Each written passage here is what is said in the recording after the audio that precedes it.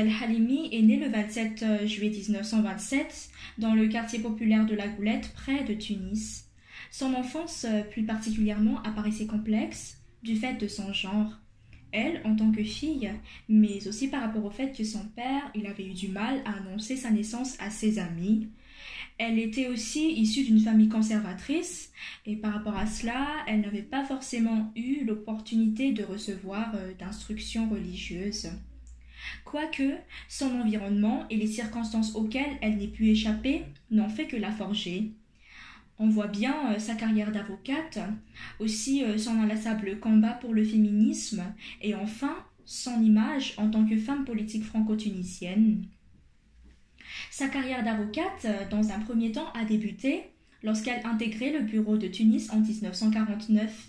Elle défendait les syndicalistes, elle défendait les indépendantistes tunisiens, et cette carrière-là, elle l'a poursuivie à Paris à partir de 1956, car ce qu'elle voulait, c'est l'indépendance de son pays, la Tunisie, mais aussi l'indépendance de l'Algérie. Elle devenait même l'avocate des condamnés algériens dans une affaire de condamnation sur des aveux extorqués, dont parmi les 44 détenus algériens, 17 étaient des femmes. Gisèle Halimi condamne les tortures, notamment ceux pratiqués par l'armée française à l'égard des citoyens algériens. Elle défendait tout le temps les militants du mouvement national algérien qui sont poursuivis par la justice française.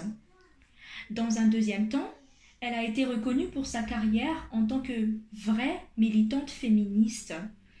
Une carrière qui a concrètement débuté lorsqu'elle faisait partie des signataires du manifeste des 343 femmes.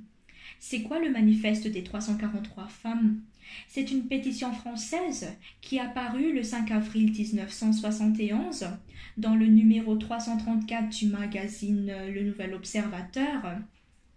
Et encore plus clair, il y a eu en fait 343 Françaises qui ont manifesté le courage de déclarer qu'elles ont avorté, alors même que l'avortement était illégal à l'époque. Le fond de cette pétition était de pouvoir donner l'accès libre aux moyens anticonceptionnels et de permettre l'avortement libre. Gisèle Halimi, elle collaborait avec Simone de Beauvoir et Jean Rostand. Ensemble, ils ont fondé le mouvement féministe Choisir la cause des femmes dans un objectif de dépénaliser l'avortement. Quant à ses engagements internationaux, elle était l'une des fondatrices de l'association altermondialiste ATTAC ou bien l'Association pour la taxation des transactions financières et pour l'action citoyenne en 1998. S'ensuivit activement le 23 février 2010 l'adoption de la résolution européenne, notamment elle était présente lors de la clause européenne qui visait l'harmonisation des législations européennes concernant les droits des femmes. En plus de son sort d'avocat et de combattante féministe, la vie politique ne l'a surtout pas échappé. Par exemple, elle participait au mouvement démocratique féminin de 1965 avec Madeleine Gilbert, Marguerite Thibert, Evelyne Sullerot, Colette Audry et André Michel. Et d'ailleurs, elle a été élue députée de la 4e circonscription de l'Isère de 1981 à 1984. Ce qui est marqué plus particulièrement, c'est qu'elle a eu le courage de déposer, dans le cadre du projet de loi de réforme des élections municipales, un amendement qui prévoit la limitation de la proportion des candidats du même sexe sur les listes aux élections municipales. Celui-ci, en fait, ajoute au code électoral, dans son article 260, au terme duquel, dans les villes de 3500 habitants, les listes de candidats ne peuvent comporter plus de 75% des personnes du même sexe.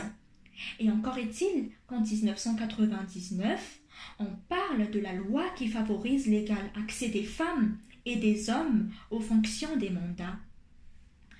Alors qu'elle s'est éteinte Le mardi 28 juillet 2020, Gisèle Halimi, pendant ses 70 ans, elle a laissé de grandes marques, elle a laissé des leçons, elle s'est battue pour faire avancer la cause des femmes, et ce dès son plus jeune âge.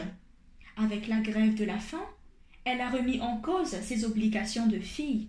Elle est bien reconnue par sa phrase « Aujourd'hui, j'ai gagné mon premier petit bout de liberté » qui était inscrit dans son journal intime. Et si on prend en compte la question qui a été posée par la journaliste du Monde Annick Cogent, « Chère Madame Gisèle, que prônez-vous » Elle a répondu la sororité. La sororité. Mais aussi, elle s'est demandé quand est-ce que les femmes comprendront que leur union leur donnerait une force fabuleuse, car désunies, elles sont vulnérables. Le combat pour la cause des femmes est cependant